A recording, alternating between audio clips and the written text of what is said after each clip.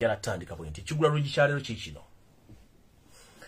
fenna abasinga obungi nakamuka kwogera ndi muzadde ali ku Facebook esaazi nalaba video eno oli muzadde olina abaana mu family yo obaana gye bakkuliza mubadde n'abantu bangi bemulanga balina emize naye njagala mwekube mu kifaananyi mwetegereze nnyo nti bw'olabanga omwana wo ng'omumanyiiko omuze omubi ng'era wamala omwekkanya bulungi n'omwetegereza n'omuzuula nti olunaku lwakoze ekikyamu oba n'ozuula nti waliwo ekintu kye bagenda okukola nga kikyamu n'omusanga ng'ali active nnyo oba yeetabye emirimu mingi nnyo manya nti ekikolwa kyakola alina kyabuzaabuza okubikkirira okulaba nti tebategeera kizibu ki kyeyakoze oba nti waliwo omutawaana gwe yakoze nkiddamu mwenna abazadde bataata bamaama basenga bakojja buli omu njagala mwekube mu kifaananyi kyammwe nti bw'olabanga omwana oba gwamuzaala naye nga oba si gwamuzaala naye ng'ali mu maka go mw'omukuliza omumulabirira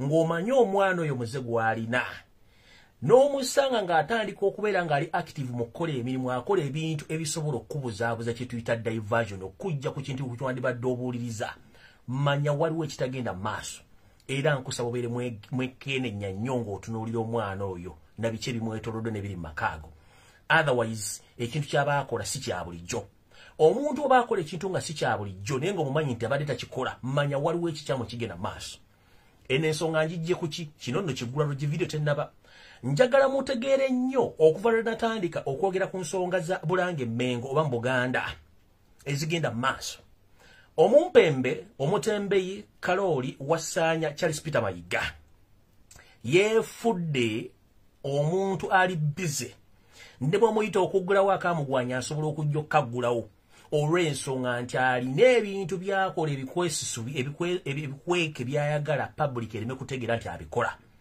muno mwe muli okubuzaabuza ekibbattaka muno mwe muli okubuzaabuza ekitta abantu n'obutakyogerako n'okubuuza lwaki abaana ba Buganda battibwa muno kwe kuli okubuzaabuza emitendera gyonna egy'obukulembeze bwa Buganda egyalingawo egitakyakola gyaddawa kuno kwe kubuzaabuza enjawukana gye yaleeta mbalangira n'abambejja esiikula n'enfufu mu bbanga nga tayagala public agimanye nti weeri kuno kwe kubuzaabuza ennyombo n'endooliito ebiri mu bika bya Buganda byonna nga bukyanga bitandikawo nga byonna tebikwatagala okuba nti babisigamu ensoole tayagala mu kitegeere kati kwe kubanga ennaku zino yeefudde nti yasinga okukola mu Uganda asinga ne gavumenti y'omupembe Yosef Museveni tonalekalekezi nti era oba olina puroguramu yonna gy'oyagala okuggulawo mwangu nnyo mukubira essimu najja nagulawo puroguramu eyo kubanga alina kyakweka takyava ku mikolo alinga soda takyava munda kwegabulwamu atambula okola nti yeefuula bize abeere mu mawulire kiki kimbeeza mu mawulire kubanga akimanyi bulungi nnyo ekisooka Buganda yagitunda akimanyi bulungi ekisooka nti ettaka lya Buganda baligobyeko abantu ne balitutte embuga amasaza nga ne Kasubi yennyini mubagalamiza oba muwummuliza Bassekabaka naye baamutunda n'olubiri baalutunda akanja kakabaka bakatunda amataka gonna bagasinga obungi bagatunze olw'okuba nti baddira kati yakimanyi nti okubuzaabuza Baganda kwe kubeera mu mawulire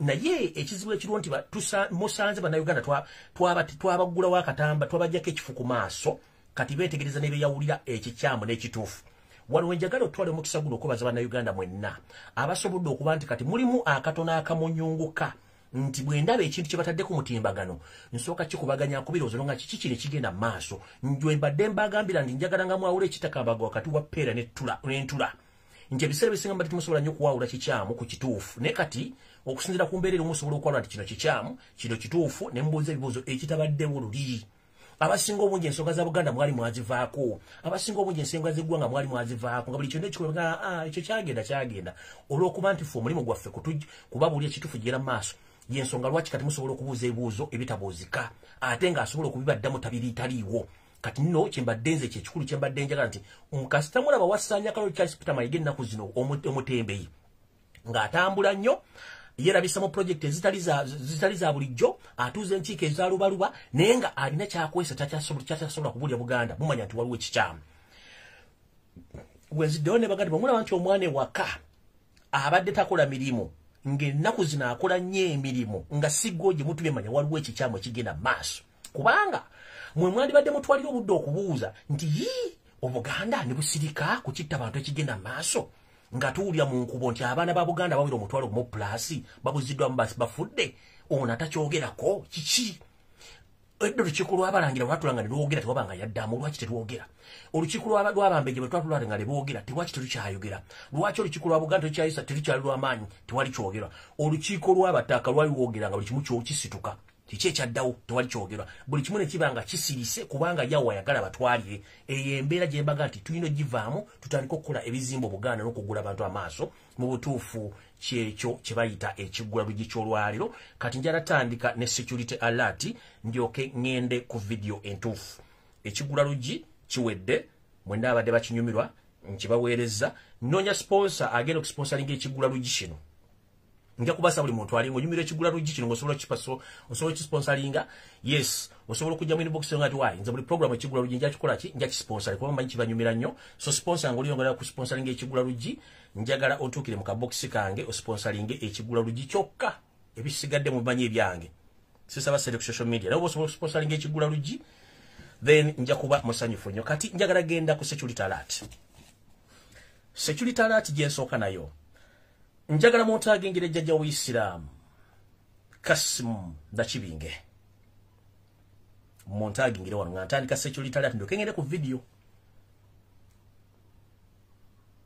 kansubire nti atuuse oba waliwo omuntu asobola okuba nti amutuusako obubaka buno jjajja ffe Kasimu Ndakibinge nkulamusizza nnyo ssebo kansubire oli bulungi gyebaleko gy'otuusaako engalo munnange kansubire nti ensi bw'ogiraba naffe bazzukulu bo bwe tugiraba kansubire nti obuyisiraamu engeri gye butambulamu naffe bwe tugiraba gye butambulamu kubanga si yenno nga mulina okubeeraawo nzijukira nga omumpembe Yoseti Bahabulwa mutabani wa Kaleekezi bakakunkumula omukono omugenzi Idi Amin Dada mu bitundu by'Embala bwe yatandika ekitta basiraamu n'agamba nti bw'otema omuti n'emirandiro oba n'amasanso ogatemeramu awo nno waava okubonaabona kw'obusiraamu mpaka olwaleero ye kye yakola nti obusiraamu buno olina okukola ki olina obbwawulamu kyovula nti obusiraamu kati muno ebibwa bisatu ekisooka nga kyekiri Kasozi Kibuli ekyokubiri kyekiri ku Sniping Street e Nakasero abatamanyi ku Sniping Street e Nakasero gwe muzikiti oguli okuva ku nkulungo eya sawa ya Queen ng'oyolekera ku Ntebe Road ogendere ku Kampala Road ku Steers awo before nga tunatuuka waggulu ku kizimbe kya studio omuzikiti oguli awo eyo ne branch ya Busiramu then ne Kampala mukadde bibuwa ebisatu kati nno Museveni bwatu be yakola kubanga ye buli wamu abeera ataddewo abantu be bayagala jjajjaffe Kasimu Ndakibinge jjajja w'Isiramu munnange nkusaasidde kubanga okyali mu kiyongobero ekyamusajjawo enkwatangabo yali tanyigirwa mu nnoga omugenzi Sheikh Nuhu Muzatabatte yonna gyali Allah amukkirize amuggyeko byonna ebyamusobako asinzire ku birungi bye yalwanira obusiraamu wepo n'okwogera amazima okusinga abampembe abali ekibuli ssaawa zino jjajja Kasimu Ndakibinge njagala kukuloopera nti emyezi ndowooza nga ena emabega egiyiseeko bwe mbanga engalabi yange ekyanzijukiza bulungi omugenzi Sheikh Nuhu Muzatabatte ye musajja yali ayogera ng'ennyenje zikunkumuka ku lw'obusiraamu ne ku lw'abannayuganda bonna essaawa zino ekitakyaliwo nti omuzindalo baagugjawo Sheikh Nuhu Muzatabatte yali yeetooloddwa abatamanya ŋŋamba wepo muzikiti wennyini we yabeeranga okubuulya ekingabo kya Allah mu makubo mwayita abantu baalya nabo wepo ne mmaka gye yali asulanga nayo mumpembe Yoseti Busiramu wa Kaleekezi yamuterayo abatamanya ŋŋamba abaali bamulondoola ku makya olw'eggulu okutuusa era nga Allah bwe yali asiimye nti lwe lunaku lwe yali alina okuba nga tasukkawo n'amujjulula ng'ayisa emikono gy'omumpembe Yoseti Busiramu wa Kaleekezi ng'akozesa ba agenti be bwe twogerera essaawa zino Yoseti Busiramu wa Kaleekezi bwe yalaba nga Sheikh Nuhu Muzatabatte amaze omujjawo n'agamba ng'engenda kukola ntya okuyimiriza emimwa egigenda okuva ekibuli nga gyogera kwe kuddira n'akwata emmotoka ezitamanya alina n'azikwasa abamu ku bakulembeze abattukanya omuzikiti gw'ekibuli nenvayo ne mbagamba lunyiye kubanze sina gwe ntya buli kimu nkyogera nga bwe kiringa omusezi agula essowaani ngenda kulirako bantu bange gwe kirumye n'ofa naye nga nze sigenda kufa kuba nga nkyaliwo emmotoka zino zaawa mumpembe Yoseti Busiramu wa Kaleekezi mu ngeri y'okuzikiza abantu abalina okubuuza ebibuuzo n'okufuna ekiddibwamu ku ngeri omugenzi Sheikh Nuhu Muzatabatte gye yattibwamu abayisiramu abasinga obungi bawe emmotoka zino naye nze bwe navaayo nga bwe nkola enkola yange nenzija nenjabye byalimu ebyo nti Museveni emmotoka zino yaziwayo n'ekigendero ekyokuzikiza okubuuliriza okwali kugenda mu maaso ku nfa ya Sheikh Nuhu Muzatabadde. Emmotoka zino olw'okuba nti zaali zirina kuleetebwa Kibuli, ndowooza waliwo obutakkaanya ne zisindikibwa mpaka ku Hotel Africana gye zapaakingibwa mpaka olunaku lwa jjo, era mpaka ennaku 2 mabega. Ate bano baali balowooza nti sobola kujjukira owengalabye nti tasobola kukola kye tuyita flashback okujjukiza obwongo nti wakyaliyo ddiiru eyo. Njagala kuloopera jjajja w'Obuyisiraamu nkimanyi wakitegedde nti emmotoka ezo era zamaze ne zigabibwa abatamanya ngamba balino zifuna. Era ng'oyakulidde omukolo ogwo ye Sheikh Kasule Ndirangwa yakulidde omukolo ogwo. Naye wano njagala kutegeeza jjajja w'Obuyisiraamu nti munnange oyolekedde obuzibu nga bwe nakusaba olw'okuba nti bagamba nti Allah yasinga okutegeera ffenna tuli balya mmere. Jjajjaffe Obuyisiraamu njagala kusaba akakiiko konna n'abantu b'oli nabo bandibanga si balunga mu nga gwe bw'olowooza olw'ensonga nti ekyojja mu miro yosere omumpembe kiyawa abantu bano okusirika olw'e ekyamaze ne kifuluma olw'okuba nti nali nkirinyisizaamu ekigere ekyakkono n'ekyomukono ogulya ne basooka ne bakiyimiriza mu ngalo zange ngenda kirabira. Kumbe nkimanyi nti ekyojja mu miro kye baabawa okulya mu munnamu olukwe Sheikh Nuhu Muzatabadde mwamaze ne mukigabana. Ekyo nno Allah agenda bookya naye nga Allah tanna bookya njala bategeeza taata waffe oba jjajjaffe Obuyisiraamu jjajja Kasimu Nakibinge waliwo mutamanya ngamba mulala gwotamanyi ono nno ye muntu atambuza kanyo kawulire ate nga nkimanyi ayinza okuba nga omumanyi bw'oba tomumanyi omwami ono ali Kibuli bamuyita Hassan Sewankambo. Ntegeezeddwako nti ontava mu State House era mukozi wa State House era y'omu kubasuubiriza okuba nti abasiraamu badde bagenda bakutuka Ssekinnoomu y'omu kubadde bakalondoozi abadde balondoola nga bakolera ku bigambo by'Omumpebeso Ssentano wakalekezi era nga y'omu ayinza okuba ali mu lukwesese olw'okwagala okujja mu budde. Omwami ono y'ono Hassan Sewankambo wooyaawo. Kansubire nti wane ekifaananyi kati mukira bulungi tekijja kugamba nti kigenda kukola ki kigenda kubabuzaabuza kubanga ekifaananyi kiteeka bamuyita Hassan Sewankambo. Era genfunye okuva mu nsonde nekusifuganda ganti ono yaline mu lukwe olw'okutta omugenzi Sheikh Kirya abaako yakubwa amasasi era y'omu ku bakalondoozi abamuliko Sheikh Kirya nga bamutambulirako mu kuba amasasi. Oyo gwe bayita Hassan Sewankambo omukozi wa ISO ne ESO wepo nga akolagana n'Omumpebeso Ssentano wakalekezi okuba nti ajja ekibuli okola emirimu gy'ekibuli n'abalala bangi nnyo abakola emirimu egyo. So jjajjange Kasimu Nakibinge munnaye njagala kutegeeza oli mu kattu akattu katya enguzi eyaweebwa abasiraamu b'okulembera ekibuli already yamaze n'egabibwa naye njagala bategeeza abasiraamu mmwe bamasheeka mwenna abaweereddwa emmotoka. Nze sijja kuzika kuba sijja kubeerayo ne buli omu yaweereddwa ebipapula ebikwata ku mmotoka yabadde death certificate yo eyasayinigiddwako Omumpebeso Ssentano wakalekezi nga bulijjo ye tajja kuziika. Mwasayiniza death certificate yammwe nga n'obudde tebunnaziba. Kati nno omusiraamu bw'agambira nti ekitangaala kibaakire emirembe n'emirembe amiina kubanga mwasayiniza death certificate. Nabagamba lunye nti yoseri tibahabulwa lutabayisirwa mutano wakalekezi takuwa mmotoka nga talina kigendererwa era enkola eringanga y'abaceeruppe bamagulu meeru takuwa kintu nga talina kigendererwa. Buli yafunye empapula n'afuna emmotoka nga waliya mu Sheikh Nuhu Muzatabadde olukwe era n'ofuna empapula y'emmotoka nabulenga muli maganduula bambi mugenda ku face mwasayinize certificate death certificate ya mwenga obudde bukyali kuba etaziika yabasasudde mwawedde muwulidde bulungi mwawedde temugenda kwebuuza mwasasuddwa ssente zammwe n'emmotoka zammwe. Mujjukira nabagambe emmotoka zino zonna ziri contaminated with poison obutwa obutta either buyinza okutta empola oba buyinza okutta mu bwangu ne buli yagifunye Allah akuteremu ekisa osobole okuba nga owangaala okusinga munnamwe gwe mwaliddemu olukwe ne muli ensimbi ezo. Jjajjange Kasimu Nakibinge stiru njagala kuwaabira njagala kuloopera nkutegeeze weetegereze nnyo bamasheeka abasaaza abasiraamu abaali bajjanga muzikiti ekibuli nga bwe nkugambye nti abaali batambulira ku Sheikh Nuhu Muzatabadde baali bangi ku muzikiti wennyini mu makubo gy'atambulira gyaliira ne gyasaazisa wepo ne mmakage. Ennaku zino njagala weetegereze ennamba y'abantu abaali basaalira mu muzikiti ogwo n'abaali bakyajjawo figures walabanga awo zikyajjawo muno mwe muli n'Omumpembe Kim Kaliisa akyasaalira mu muzikiti ogwo okuva enjega eya muganda waffe batata waffe Sheikh Nuhu Muzatabate Allah yamukoora akyasaalira waawo n'abantu abalala.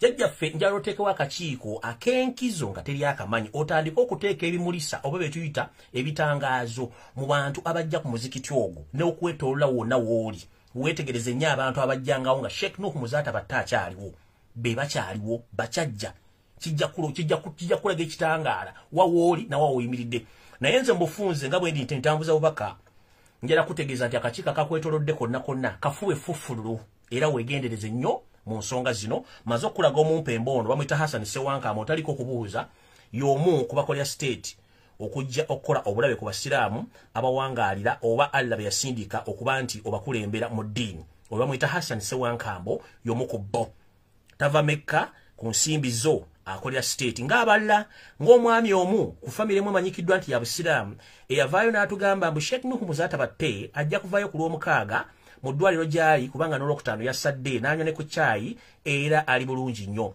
nenvayo ne mbagamba tebabali ekinusu Sheikh Nuhu Muzatabate Allah yamuyita dda oyo omwami mukozi wa state ne ssente baazimwa ajja akola evidiyo eyo n'aswalukuka nakati taddangamu kwogera be basiraamu abakwetolodde jjajjaffe obuyisiraamu Kasimu na Kibinge awo nno sijja kulwawo ebadde security alert eri jjajjaffe Kasimu na Kibinge awo nno nsimbudde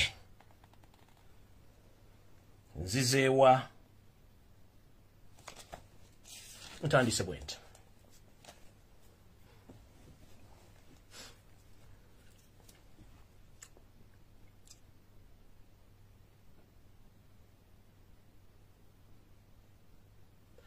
buno baka njagala bugende eri abalangira n'abambejja basava ne bannaava wepo nabo abatambulirako ensonga Buganda.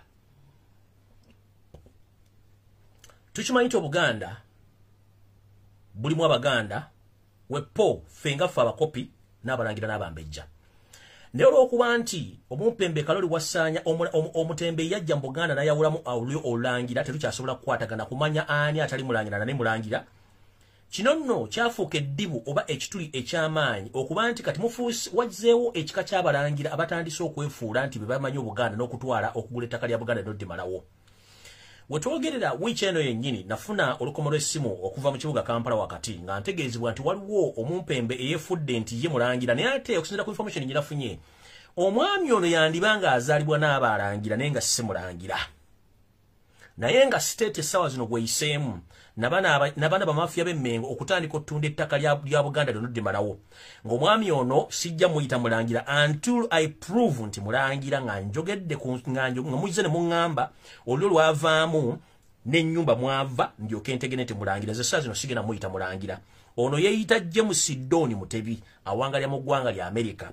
Naye bwe nanoonyeza ku byafaayo bye nagenze kizulako nti omwami ono ayinza okuba nti yasumbako kuno okusumba. Nga yali yefuddeko omusumba omukubba sumba naye nga si mu ggwanga erya Uganda mu ggwanga erya Amerika. Ntegeezeddwako nti ono mu ku famire z'abalangira naye ayinza okuba nga si mulangira mpaka nga bwe naprovinsi eti mulangira. Omwami ono ntegeezeddwako nti alina ebyapa ebisukka 200 eby'ettaka naye ku ttaka erimu erigenda okutundibwa kwe kuli ettaka ery'emulago nali bategeezezzaako.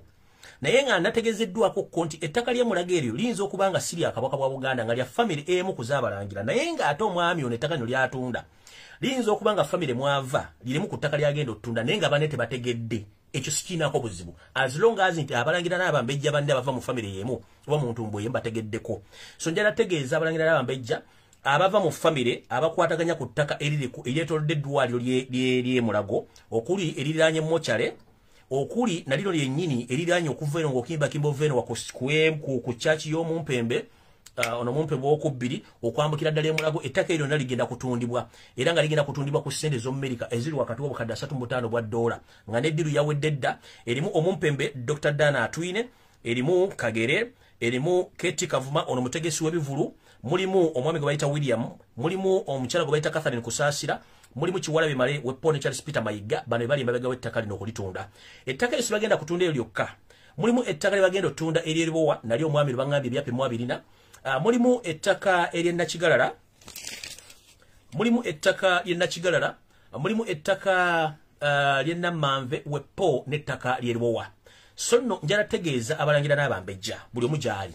Munoonyereze omwami ono simulinaako mpalana kubanga siri mulangira ekisooka sinze namuzaala ekyokubiri sinze mulisa ekyokusatu sinze mupangisiza naye omulimu gwange kutambuza information gwe kikwatako situkowulirize bw'ozuula nti kituufu please bw'ozuula nti si kituufu situka otaase ebintu byewamwe kubanga nze awo siwa empangisa siwa ensula siinaawo wadde ettaka n'ekinkakatako ng'omusajja omuganda alwanirira obuganda n'abaganda abalala nti saagala mufiirwe olw'abantu abeeyagaliza ensimbi okwagala okuba nti bali mu nsi bagenda kuvaako nazo bagende nazo ffenna gye tugenda okusinkana mu ggulu y'ensonga lwaki ezijja ne mbawa information si lwakuba nti abantu abo mbawalira sina gwempalana just mba njagala nti information gye mutasobola kufuna ngibatuuseko ng'obudde bukyali olw'ensonga bwe mutagifuna ebintu biyinza ebijja biyinza okuba nga si birungi nga temutegedde kigenda kuddirira y'ensonga lwaki mbategeezezza nti famire zikwasaganya ku ttaka linnakigalala musituke ng'obudde bukyali famire ezikwasaganya ku ttaka ly'emulago musituke ng'obudde bukyali nammanve musituke ng'obudde bukyali wepo ne luwowa musituke ng'obudde bukyali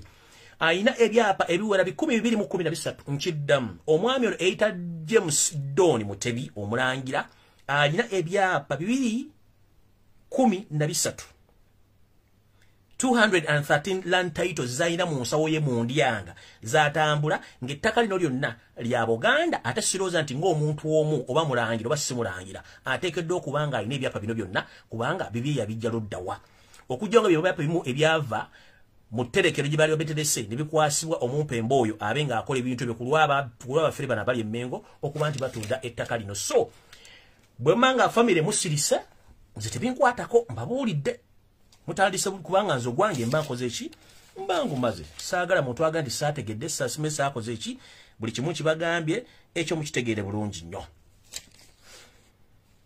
kubanga ettaka lino nakigalala baagala ddiguza omumpembe Yosef Tabasira mutano wa Kalekyezi ne mutabani we Muhoozi Kanyarugaba era wetwogerera ettundutundu ey'ettaka lino ojjukira nakigalala aliko emirundi ebiri nakigalala aliko okuva ku majaani gigasookera ne gigakoma kati mulimu ekkuba erya wakati erigwa esaidi okuli akabira k'aboolugave bano bamisa kisemakula gye basibuka eri ekkuba erirenga okuva paka kajjansi kati eri kutwala mpaka eri mbakatuliki gye basabira nalino eridda ku saidi ekinnimba ng'edda ekasenge ku lw'ennakawuka eryo n'ettaka naye ekitundu ekimu ky'olwedde omumpembe Muhoozi Kanyarugaba yakitwala dda kati simanyi ttaka ki lisigaddeko buwanvu bwalyo kubanga kyetegeddeko nti ettaka erisinga obungi eryo nakigalala lyaggwako ddaliizi omwindi yali alirina kati bano abampembe bafune chance eno ey'okujja ottunda ettaka lino nga tebalina gwebabuzizzaako so nsaba Obwakabaka bwa Buganda si ssaba Buganda Land Board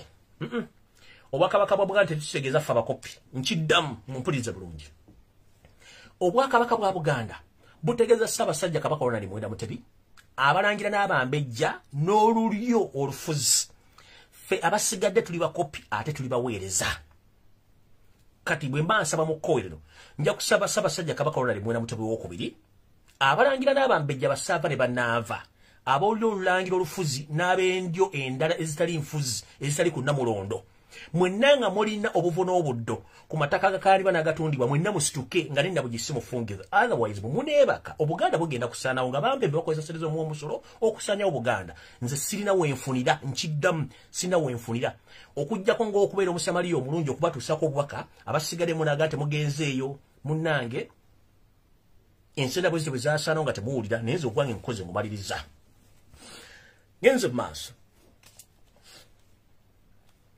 amawulire amalala ge nnina gasoma bwe gati era mu Bwakabaka bwa Buganda tulinamu ekyekango ekigenda mu maaso kye nabasomesaako kemabega nti omumpembe Yosef Tabasira mutano wa Kalekyezi ng'akolagana n'abantu abamu abali emmengo okugezaako okusirisa abantu b'omu Buganda okuba nga teboogera ku nsonga ezikwatagana okutta n'okuwamba abaana ba Buganda obamala mu Uganda nga teryanyiga mbagambyeko nga ntandika mu KIGULA LUJJI kino nti omukulembeze gwe twandigambye nti yatukulembera essaawa zino tulaga ekituufu omumpembe omutembeeyi Kalolo Charles Wassanya Peter Mayiga akola kyamaanyi nnyo essaawa zino okwefuula nti ali bize nnyo ng'akamese mu kabada bwe keefulukuta nga kalya kabada ogimalawo okubuzaabuza abantu okubuuza ebibuuzo ebitambulirwako mu Buganda okuba nti beetaaga obimanya we twogerera essaawa zino mu Buganda mulimu abasajja abateesa enteekateeka ey'okusaanya Obuganda nga n'Abaganda bennyini basaanyizaawo muno mwe muli omumpembe Yosef Tabasira mutano wa Kalekyezi ne mutabani we Ronald Kibuule bwe po n'abantu bano wammanga bengendo basomesa wansi muno mwe muli tutandikano Kizza Besigye Kifeefe Amama Mbabazi Kalangwa ne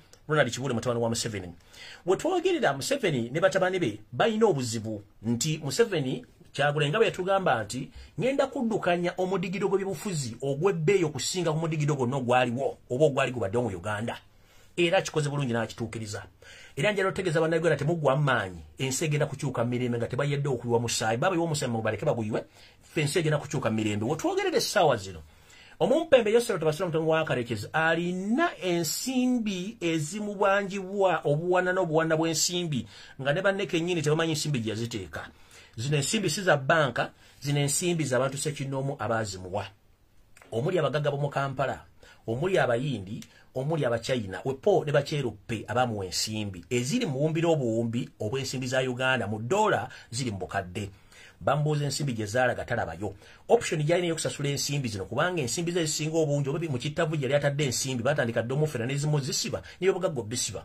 Wetwogerera Omumpembe ono abasajja bali mu bulago nga mudalizo bamugamba.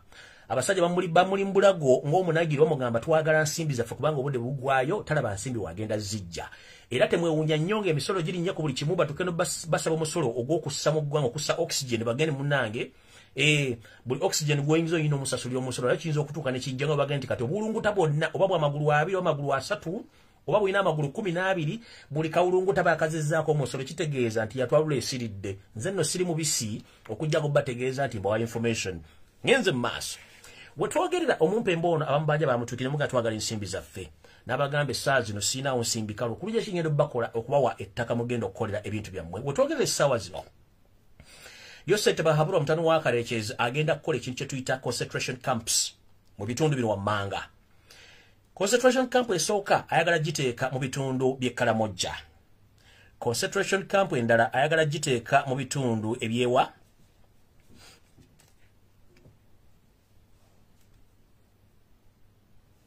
ayagala giteeka Kalamojja ekitundu kirabe nkyakize mu tonja kibateerawo. Concentration camp kino kimanyi nti kankibasomese. Byebifo ewakuŋŋaanyirizibwa abantu ab'ekika ekimu oba abantu be babaagala okuba nti babajja mu system babateekaawo ng'enfuuzi ezitalina we zibadde. Mwegendereze nnyo ekigenda okugenda mu maaso bimuteerwanako. Ekigenda okuggisa abantu ku ttaka buno sigamba nti Museveni agenda dirima kasooli. Agenda kubasasulira ensimbi bamagulu meeru okukozesa mu kampeyini oba okuziteeka ku akawunti ze mu bitundu bino wammanga. Mwali mwebuuza lwaki mutabani we gwe bayita Ronald Kibule atendeka abayeekera mu bibira by'emukono, lwaki ayina emmundu, lwaki ayina safe houses nga balina kibapulaani nga bo ng'abantu. Bagamba nti omusota guzaala musota n'embwa ezaala mbwa ne bw'ogisanga ebongereza ku street embwa esigala mbwa tekyuka. Ziyinza okubazaawuka mu mabala n'entegeera naye ng'esigala ki? Esigala mbwa. Era emize gy'ono omuvubuka Ronald Kibule tegyawukana nnyo ya kitaawe Yosero Tabasira Mutongo wa Karekezi egy'obutemu n'obufere byonna bintu byakola. Ebikola byakola bagenda kukola bati. Bagenda tandika okukwata abaana abaganda n'abatali baganda naye nga muli mu ttaka mu bitundu bino wammanga mwetegereze bulungi ngenda babuli ebitundu bino mugenda kutya. Olw'ensonga bagenda biwaayo nga bwe nabagamba okutamuka sali musale ng'amaze omukwata n'enjaga me bawaayo ekitundu ky'e Kayunga gye bagenda era ekitundu baakiwaayo dda era omukyalo no baamutayinza okuba yakomawo. Ebitundu bino bye bagenda okuba nti babakwatiramu mwe muli ebitundu bino wammanga. Okusookera ddala bagenda kukwata abantu by'ebyalo bino wammanga mu mukono w'ensookedde. Nakisunga kiri mukono, Kisoga kiri mukono, Kiyindi kiri mukono, Nkokonjeru kiri mukono, ebitundu ebyammanga. Bwe mutandika okuwulirayo obugulumbo ku mataka ng'abagoba mukitegeere nti omulimu gw'embagambye gutandise. Nkiddamu bitundu by'emukono. Nakisunga bwe muwulira nga batandise obbasenda ku ttaka nga temwesikidde wadde akawande mumanye nti kyembagamba kituukiridde. Kisoga nayo kiri mukono. Bwe muwulira nga ensiitano y'oku mataka etandise ne mubuzaabuzibwa. Kiyindi n'enkokonjeru mu mukono. Awo ne wagenda okuba ensiitano bitundu by'emukono nga bino bigenda bikuba buli bw'omukulu agenda kubeera Kalangwa, Kibuule, ebitongole by'okwerinda wepo ne State House bagenda kuba wali mu bintu bino. Era mu kumala okubajja ku ttaka kuno abantu bano bannanyini nsimbi ababanja Museveni bajja kuba batadde ebintu bye ku ttaka olwo nga temukyasobola kuddamu babatwale babateeke mu concentration camps zo bitundu bagenda bate nga balina baliisa buliisa akowa gofa oba ne wetuga ekyo n'okita nenge ttaka bakoze eki balitutte. Ne tudda mu kitundu ekirala gye bagenda okugaba ettaka lino ku nsimbi Museveni ze yali azitamanyi yaziteeka mwe muli ekitundu ky'e Kayunga.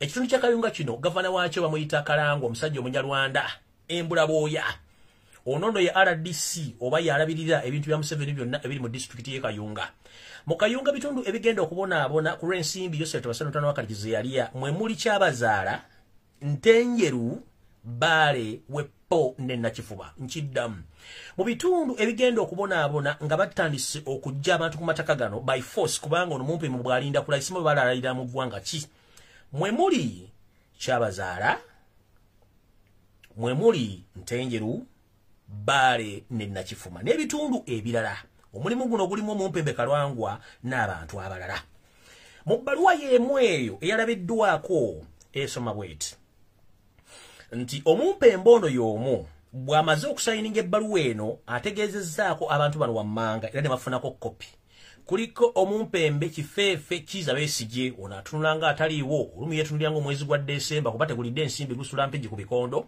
kuliko Omumpembe Amama Mbabazi ono si mubbi aweweta mpisi kundi kuliko Kalangwa ono tamanyidde kuliko Kalangwa akiddamu ono tamanyidde afunisa neekolera jange lubuto kubanga kaduuko bookagadde kuno ne kujjako Kibulo Mumpembe nga bagamba nti embwa ezaalambwa ate ng'oyagala okuza omwana ekiwongole kigambe nti gwe olinsikira kiryoke kijunya abantu nga n'ensi ekyakola ki nga naawe okyali ku nsi so nno Kibuule y'omu ku bantu abafunye ku bbaluwa zino eziraga biki ebigenda okukolebwa mu maaso awo sigenda kulwawo kujja kwogera ku information endala bino byonna biri mu Buganda mwenjogerera saagala ogambe nti navudde kudda ku nsonga za Buganda ngenze mu maaso era twogera ku nsonga zezimu njagala abantu abali mu Kira municipality mumpulirize bulungi nnyo ku nsonga zino ku nsimbi zezimu ezibanjibwa Omumpembe Yosef Tawasano mutano wa Kalekezi ku ttaka erimu eriri mu Kira ligenda kutwalibwa mulimu mulina ekisaawe kya Mandela International Stadium nkiddamu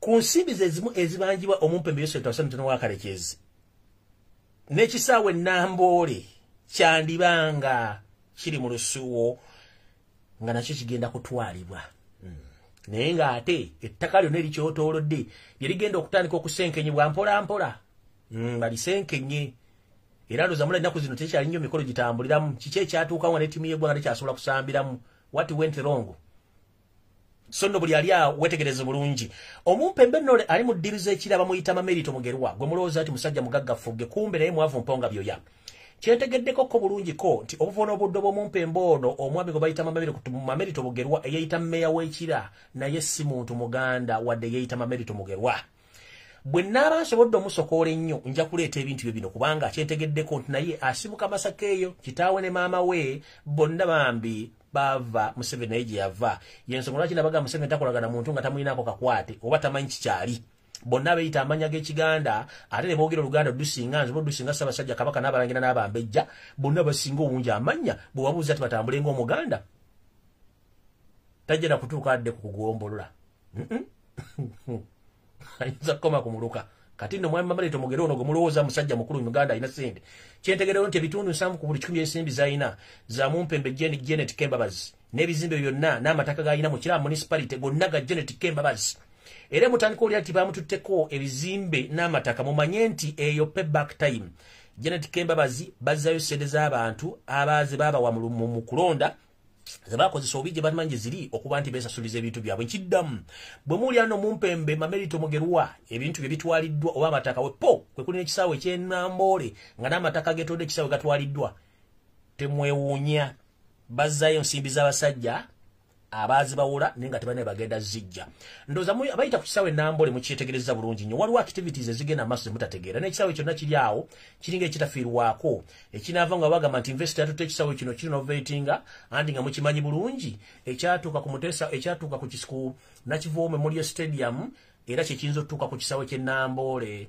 munnange nze awo nno sijja kuba siri mukyamu kuba mbategeezezza ogwange mba ngukoze saagala genda omusajja teyatugambye nabagambye ekyatuuka ku kisaawe Nakivubo kyandiya nga kyeyolekedde okutuuka ku kisaawe ki Enamboole naye kino kyonna kiva ku ki obutayagaliza ggwanga tuddira tutya ettiimu y'eggwanga eteekeddwa okuba nga erina amaka agaayo ku bwebange ng'ate esambira mu kisaawe kya muntu wa bulijjo mwangala tugamba nti abantu ba bulijjo bagagga nnyo okusinga gavumenti kuba gavumenti be bantu abeekwatidde wa mu Uganda mulimu abaana n'ebyana kati abaana baleka balina ssente singa ate government mu kino nno abakyebase abali mu Sirambalandi mujja zuuka nga Uganda esenguse etuse Mogadishu mujja galumbu yayogeranga nze ate mune ebyange byogera n'ebirekawo nemugamba wae zibya bwete byogera so mukitegere bulungi nnyo nti ebiga bimbagambye bo bito bibiri sawe nambule muri akigenze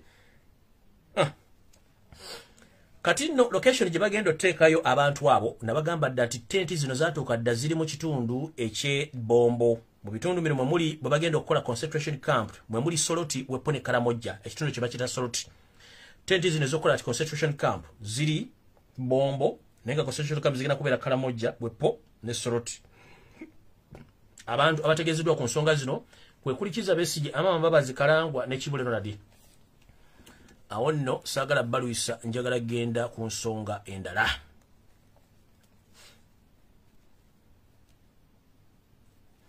ensonga endala endese yino wano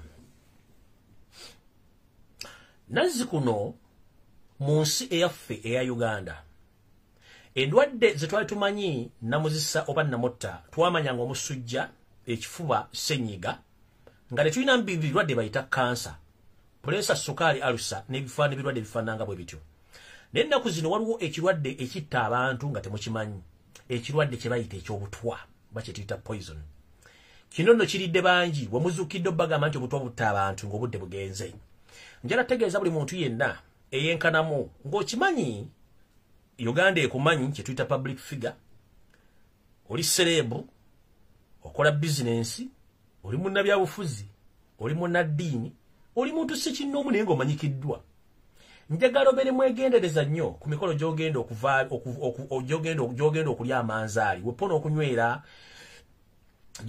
ebyokunywa ebiseenekerevu wepo n'entabaaza bakadde mwegendereza nnyo gye munywera mulina ensimbi ezibamala musobola okwegula ebyokunywa n'ebiteekwa kano okulya waliwo ekika ky'obutwa ekitandise okutta bannayuganda kyatandika ate nga temukimanyi ekika ky'obutwa ekitta abantu nga ne banakebera mu ddwaliro tebagenda kiraba naye ng'ogenda konziba ng'alina omuteego ofe nga teri ategedde nti wafudde butwa obutwa buno bussa abantu bangi nnyo era mu Uganda kyaba nga kizibu nnyo okulya ekirwadde oba ekirwadde kye bayita omuntu yakutuse omutima mu luzungu kye bayita cardiac arrest naye ennaku zino buli wawulira certificate y'omuntu eyafulumye omuntu w'ekitiibwa yafulibaga nti yafudde kulemererwa kussamu yafudde mutima gwalemereddwa kye tuyita cardiac arrest kitegeeza ki obutwa buli bwe babakuba ennaku zino oba mulidde bwe buviirako ekirwadde kye tuyita cardiac arrest abasinga obungi babagategeeza nti mulina kansa nenga ne kansa gomulina temutegeera naye ng'obulwadde bukulya bukunywa bukusenkenya n'osiiwuuka n'otuggubala kwega buno businga n'obuli obulwadde obwasooka obwa mukenenya obwali myaka gy'ekinaana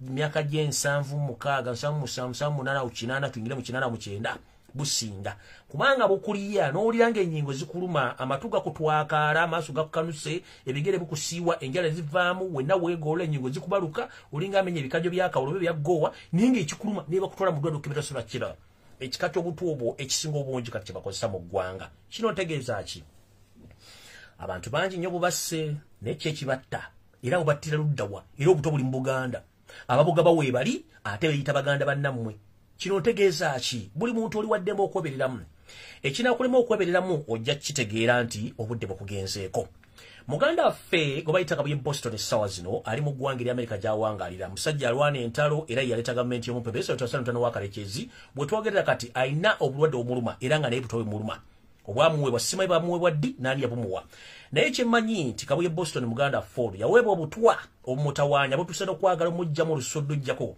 naye ng'ate ndowooza agezezaako bujjanjaba kiyinza okuba nga okikeerezi mujjukire babegako na bagamba nga ntandise okulondoola n'okutankuula ekintu kye bayita yuna naye mbagamba nti kasita yuna yayingiramu ekintu kye bayita Sereza State House yuna neyingiramu nti bana ba NRM Amerika kasita yayingiramu omuntu gwe bayita omunyarwanda eyeeyita omuganda nabagamba mwegendereze abantu b'omu nsi Amerika naddala mu kibuga kye bayita Boston bannange mwegendereze nnyo bataata ne bamaama mulina abantu bangi abayingiddemu nga temubamanyi agaba obutwa tajja kuganiriza ndi muwa butwa nedda era agaba tajja kuga nti mbulina ajja kufuula mukwano gwo mulye munywe akubuuzeeko akugwere mu kifuba sina kindi gye biggwekereza bwoli mukazi bwoli musajja ebiddakawo mbimanyi muli bantu bakulu mwagala nkyogera no puroguramu ya Bulange Mmengo ya bimuli sisobola kuyiwa ntungo mu puroguramu ategedde kubira mukama mungaliza amanyi ekisubula sikikola nja kikola mu program endala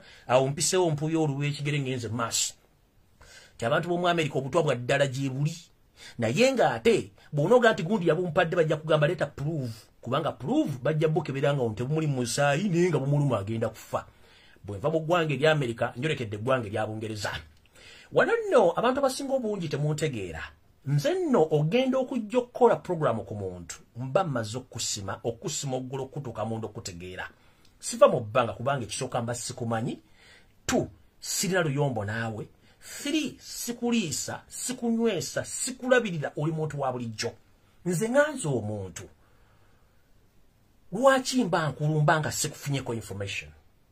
My message and my signal is to protect Ugandans against the brutality gye mwava mu Uganda jeri ate balumbe mu diaspora gye muli essaawa zino.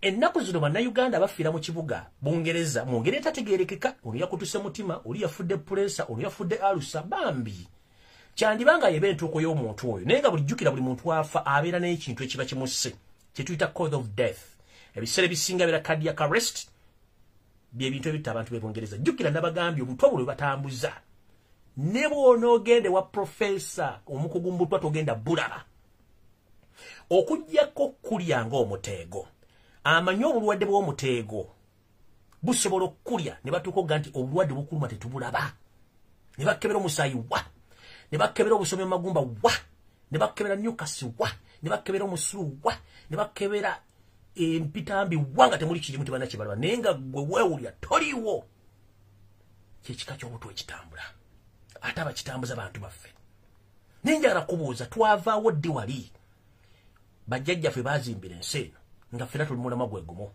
omutola akolagana omunyolo omunyolo akolagana omuga ne tutuuka okuba nga tusobola okwetera obutwa mu mmere ne tutuuka okuba nga obulimba bwe butambulirwako system ng'omuntu okuwulira amazima agamwogerwako ayinza okwagala kulunya akuwa ejjambi yakuteme nawuliddeko omumpembe omu gwe nayogeddeko wano mu program gye zivuddeko bbiri omukyala gwe bayita Agnes Ihigiro Mbaziira waweze nti ojja sindika ekitongole kya ESO kinoonye wano wendi ettaka please don't waste your time mukyala Anet Higiro Mbaziira oli mukyala munnayuganda naye nga oli munyarwanda originiyo empapula z'olina ogamba nti oli munnayuganda n'empapula olina za Burundi zimwasabira kaasayira mu nebbaawo Mbaziira suze ze mulina lwaki bwe mbanga muli bannayuganda lwaki mutulugunya bannayuganda obasindikira mabega babatte bwe mba muli bannayuganda empapula lwaki mwasabisa za Burundi that means mwegaana eggwanga lyammwe ne mukola ebikolobero ebibira n'okola ebikolobero bikya mu ggwanga lyammwe kiroze sibanyinaako buzibu kubanga sibawalana but my message is omuntu yenna ekika mu kkubo lya munnayuganda ng'omutuusako obulabe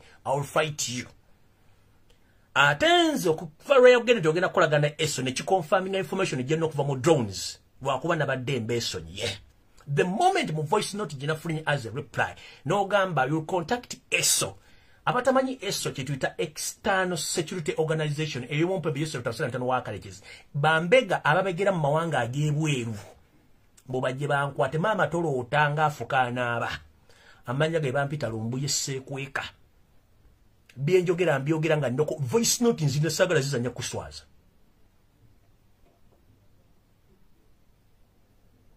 nze njogera kutaasa bannayuganda kubanga sisasulwa katonda yali nsasula gye ndibandaze yonna neko baganda ogenda kukozesa ESO that confirms that you are dealing with the state weye amanda mu Bugo period you talk arrogantly you don't respect anyone in UK because you know that you are working with the state with your husband but please go slow nze gwozanyirako tomanyi nange sikumanyi naye kyemmanyi nti nazze nenkugamba please mpulira information ABCD one does you don't wanna know nengamba okay it's okay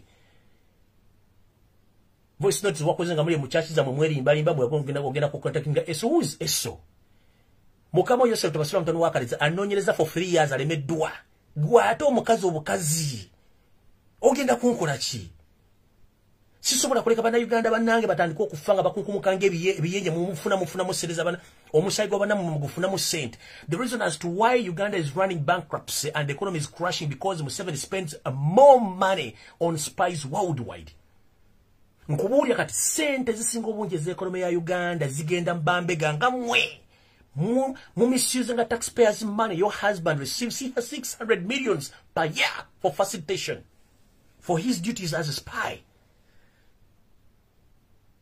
He had been doing that job for 6 good years. How much money does he have right now as we speak, including you yourself?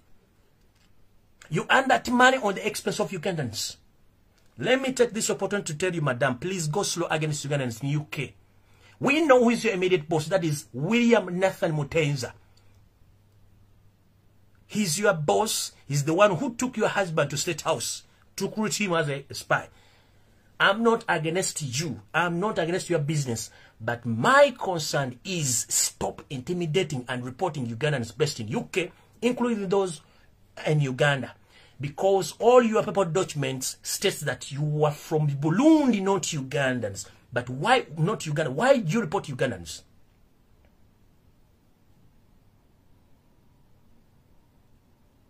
Why do you report Ugandans? In fact, go slow. The moment I hear any kind of feedback from you and your husband, ngenda kusindika drone zange, zigende mu home office, zibateke yote muri bana Uganda. To get to another level. If to serve Ugandans in UK, ngenda kolagane drone zange. Zogere ne home office bagambe nti bana abantu bonna bana Uganda bakola emirimu ABCD ne papala zibalina babalimba nti si bana Uganda ndi Barundi. Tulabe.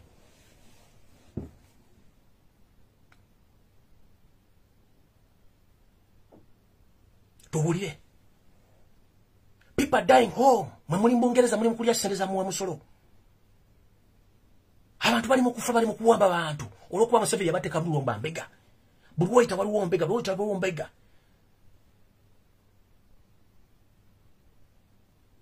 Bulyomu tawaliwo mbega. Right now, our community Kabuye Boston is suffering from poison. Nenge yamumu wa mune Uganda mune. Nombuzo ofuni yamumu okutaka buye. Osheshe kunuhumu zata batenda obutu ofuni yamuwa. Gwensoga na jiwangala mpaka di. Some prince and princess abamba avadene mu Uganda batia kubanga they are scared, they can't talk.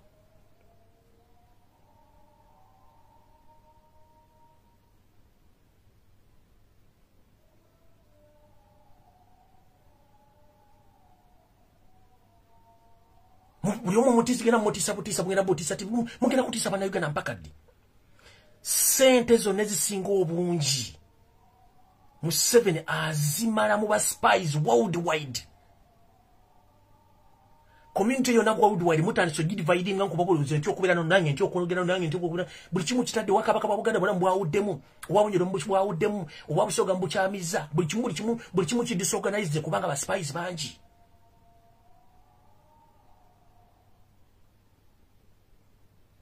As we speak right now, Museveni afuba nnyo kulanga ateka online media ngateka kuba mafia ba propaganda blackmail diversion kubanga baje bana Uganda kumulamu okumanya kigena maso mu Uganda.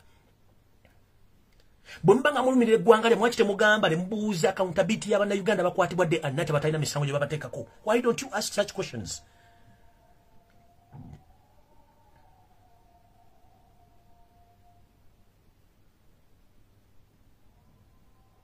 Nyenda basa bano uombefu. Boboli mukyala ngoli muna Uganda. Oba empapula zisoma oli mu Japan, I don't care. Oba empapula zisoma over Nianima, I don't care. Oba zisoma over Luda, I don't care. But what I ask for from you guys, respect the humanity of Ugandans and respect human rights. Being a spy doesn't pay you. Apart from all casts rotating around you, beginning kubana nabo kubanga wali spy mutta abana babantu babandi.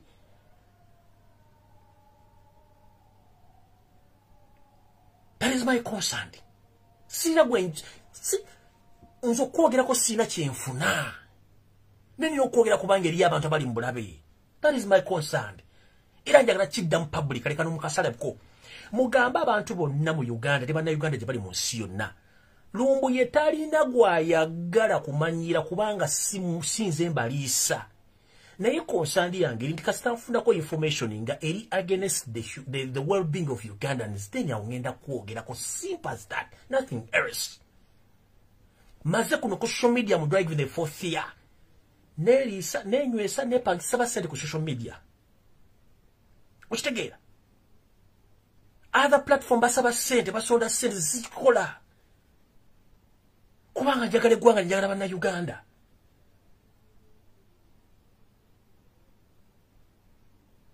sigama tisina byokkola byokkola mbirina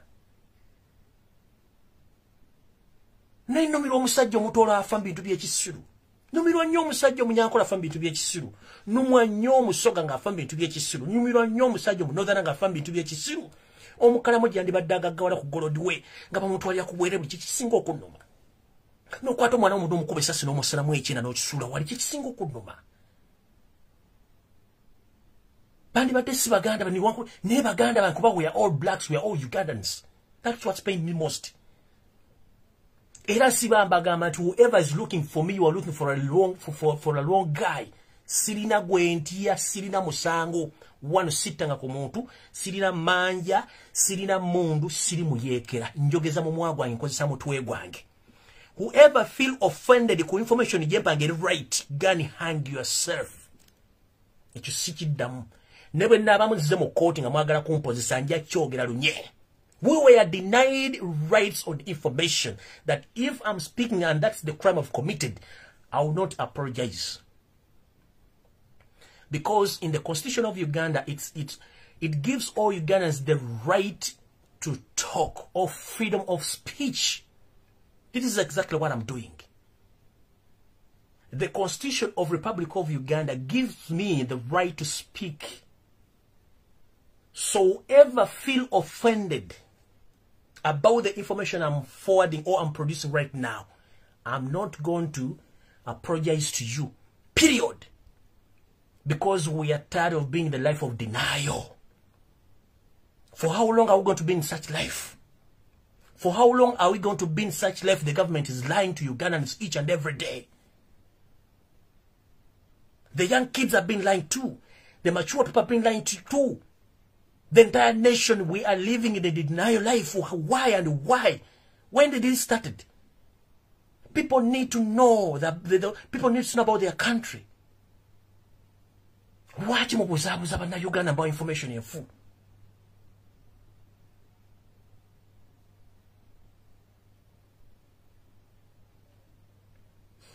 I will not apologize to anyone. Era bolaba nkwogedeko manya waliwo ekikyamu siva mu bbanga bwe mba nkwogeddeko nkidda mu Lumbuye tava mu bbanga kwogerako muntu era mmala nakola research.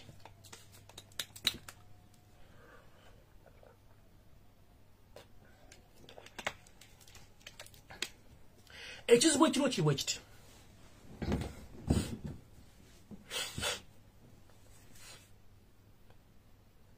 eri abantu abakamufraginga oba abantu abekweka mu kintu ekirala ne balowoozesa nti bo bagezi okusinga abalala ne balowoozesa nti bo teboogerwako. In the modern day society, mu mbeera eya bulijjo emyaka gino gye tulimu, buli muntu wa ddembe okubuuza ekibuuzo n'afuna ekiddibwamu. Mu Bwakabaka bwa Buganda nze mwenkulidde mwenzaaliddwa mwensobola okutambulira ng'omusajja Omuganda mpaka ku kijja kya jjajjange eky'emyaka 18+. Nsobola okubuuza ki ekigenda mu maaso. Emmengo we tuli kati esaagiro mafiya abaliyo ne bagoba Baganda ku ttaka ne musirika. Olukiiko lwa Buganda lusaanawo ne musirika. Abamasaza ne bafa ne musirika. Ebikale bifuuka nga bibigenda mu ensobole ne musirika. Mayiro ya Buganda eve Mmengo mpaka ku Bulange, eve Mmengo mpaka ku Lubiri n'etundibwa buli kyumba ne musirika. Akanja kakabaka ne kasaanawo ne musirika nga nawudde wano n'omumpembe yatunzeko bwa ekazi meka mulimu n'abatuuze nawo n'atundawo n'ensirika. Abaana ba Buganda ne bafa n'abatali Baganda bafira mu Buganda batadde mu Sefafusi n'ensirika. Lwaki ensirika? Program ne zibeewo z'okutwala Kyagulanyi Center pena mwagala nsirike. Batutte Baganda afa batutte batadde mu asiri basaanyewo era nsirike. Wabera obuzibu obugenda okutuuka ku Mutanda nsirike? That is my question. Jukira mu poliisi mateeka bakugamba nti omuntu gw'owangala naye bw'atuukako ekizibu kabeere neighbor. Poliisi tegenda kubuuza, egenda sooka kubuuza gwe neighbor.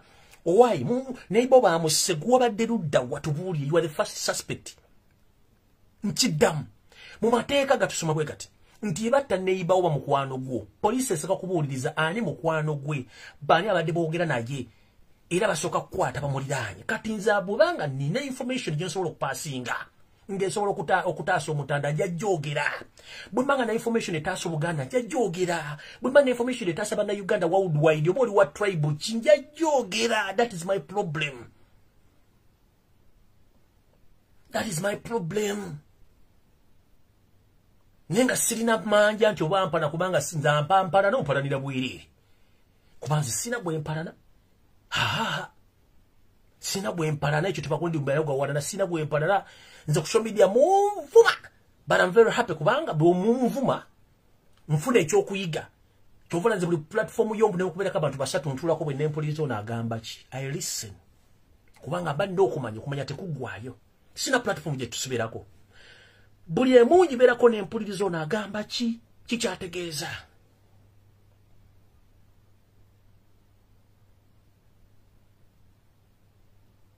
Buli kimu nkikuliriza era nkiraba neyo sero tabasiro mutano wakalekezi speech zakola nziraba bulungi nnyo nenziwuliriza Janet zakola nziraba police headquarters bakola nziraba amawulire ge Uganda gonna ngalaba nfuna information dele basis n'ensenge ejiriwe yokufumirwa etagira kufumira entufu leta luntufu nziraba nzifuna tewali kyesikola bwe kimu kiraba. Not because I don't have something to do. I nina byokola bingi nnyo. Nennumirire gwanga lyange. Sinoonya bwa LC1. Sinoonya bwa LC2 simanyi RDC. No way. I need a peaceful country. Neetaaga ensi etambulira ku mateeka. Neetaaga ensi ekyajjukira obuwangwa n'ennono kyekinyombesa okubeera mu Buganda okwogera ensonga zino mpaka lwe bunaafuna Obuganda buddeyo ku mutendera gwali buliko. Kubanga ndi Buganda manyi bayita Buganda manyi okuweereza Buganda manyi kitegeeza okubeera ngo Bwakabaka we buli butambula manyi bategeeza omutanda nga musanyufu nakuubira ku kajjambo n'agamba abeeyo nkitegeeza kubanga bamusanyufu Kabaka bamusanyufu asobola okubeerera asobola okuwa ekyalo kyabwerere nga talina takumanyi nakumanya yasanyuse naye tubuuze bukyanga mayiga abeera mu Bwakabaka Buganda nga Katikkiro Kabaka yakaseka emirundi emeka Kabaka yakasima emirundi emeka Wane programu ezimu zaava nga takyabitegeera akasajja kamufukira akayinja mu ngatto yakagoba kamulemeddeko kati naku zino kebuzaabuzanga akafukana kanaaba kagula buli project kagula kanatera kugulawo yabwe era bwo inanga kamugwanya nga kawedde bulungi nnyo muyita ajja kagula okubata China bya kola nkiddamu bw'olabanga omwana wa ine akola emize emikyamu ng'atandise okukola emirimu gy'otamutumye manya waliwo ekikyamu ekyo kyabadde kigula LUJJI ekyo kyabadde kigula LUJJI bw'olabanga omwana ogomanyi nti mukyamu akola emirimu gy'otamutumye ku sipiidi yayirira ava wanadda wali manya waliwo ekikyamu noonyereza nnyo otherwise abaasoma okubuzaabuza ofuge Mayiga yatulanga mu kibiina kya maaso yatulanga mu ntebe ya maaso era ekyakimanyi bulungi nnyo abaasoma enfuga ya buzaabuza ofuge Mayiga yatulanga mu kibiina kya maaso era ayinamu distinction abasoma enjogera ejetuyita empoomerevu enseeneekerevu Mayiga ayina distinction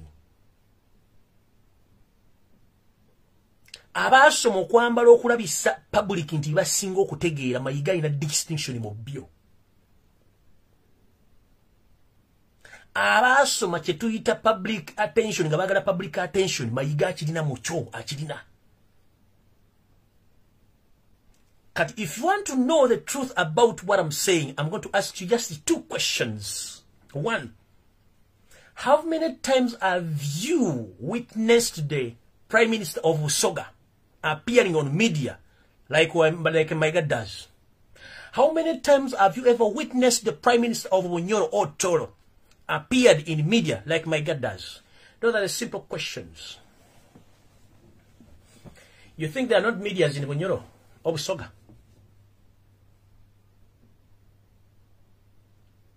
I'm asking the public. Njagala babuuza kanchidde mu Luganda. Emirundi emekaje mule Katikkiro Obwakabaka obulanga balabiseeko mu mawulire.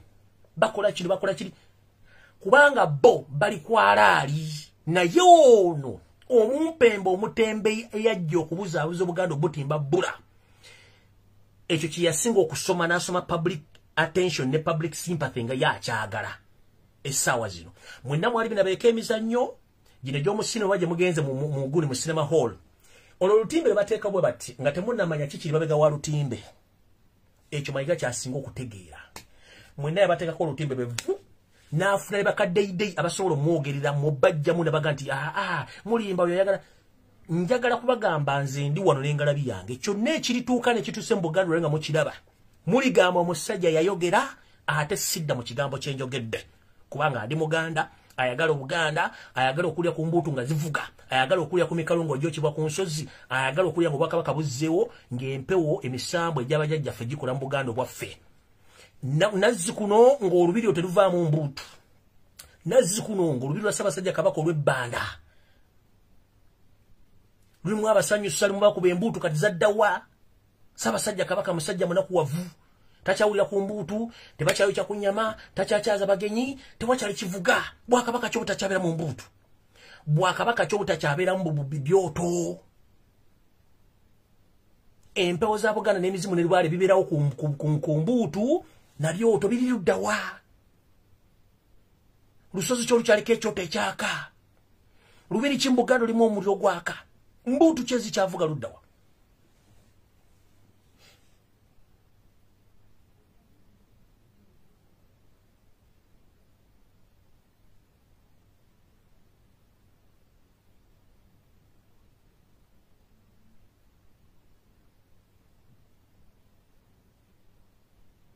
Gwe ne bw'ono oyogera oluzungu n'osinga Queen nga weerabidde obwavu obuwo n'obuddo.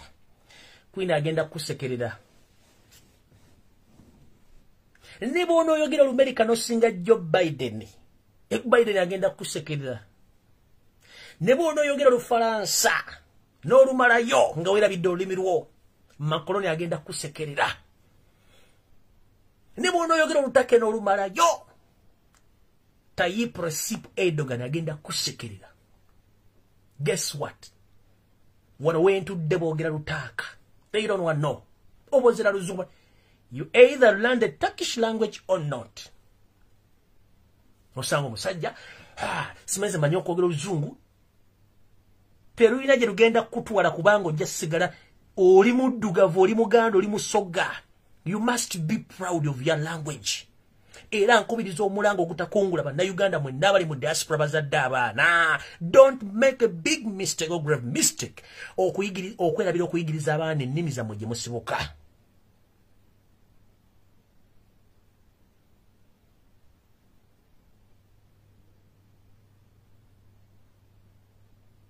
Ne bw'onoogera Olumerika n'oteeka mu nnyindo ng'ombuuza njagala beg your pardon nga sikitegedde, that means nze musiru. Ne bw'onoogera Oluzungu nga Queen agamba, while this man is British, you are not a British, you are a black man, and you are Muganda, you are Musoga, you are Munyoro, you are Mutoro. You must be proud to be an African and you speak your local language or your mother tongue. If you check in all the dictionary, okay, what is your mother tongue? That is Luganda, Rusoga, Runyoro, Ruchapadora, Rukuksabin, and Runyankore. You must be so proud about your language. No sanga musajja. I'm good at speaking English. No, Oluzungu luletemere ku meza. It's your head. Bobo manyi tuyogera nnyo Oluzungu. Ng'oyagala genda mu America kukolera nga togenze mu UNA. Waliwo ebibuuzo omutuulo Oluzungu. Bameka babiyita. Mwagala okugenda Bungereza basobola kutuuza ebibuuzo bya Bungereza by'Oluzungu. Bameka baluyita. Ova Kampala ne diguli Makendo ogende Bungereza bagamba oyina okuddamu osome olulimi Olungereza. N'owulira nga mbuzi nasomera na bisunsa mmanyi okwogera Oluzungu. Wowe. English is a foreign language. Lulimi lugwira. Naye olulimi lwo lw'omanyi lwennyini lwonamu ebisoko na buli kimu lw'olina okubeera nga oli proud.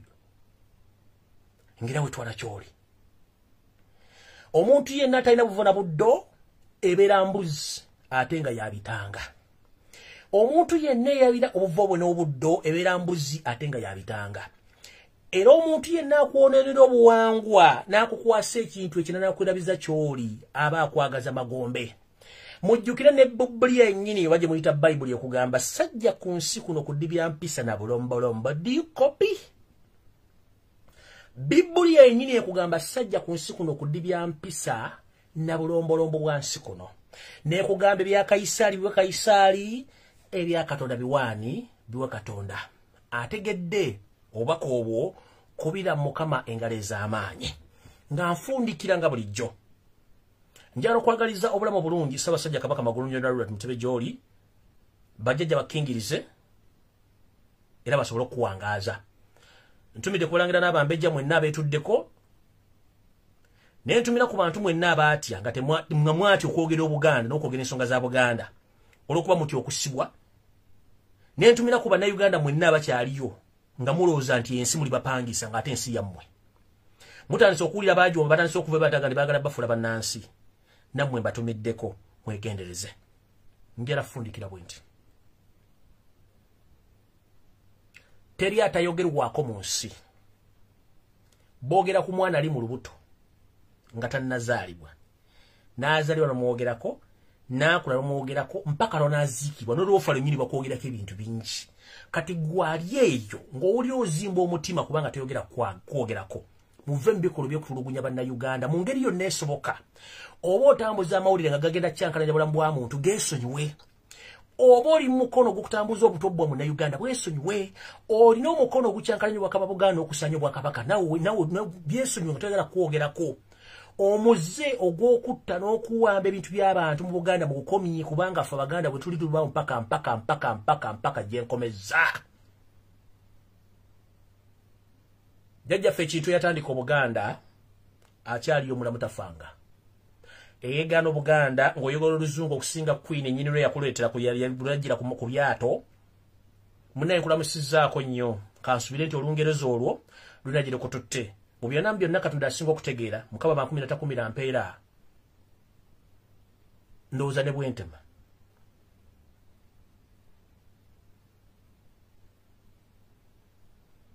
vidiyo ewedde utambule mirembe Mukama bankuumire atakumira mpeera mweraba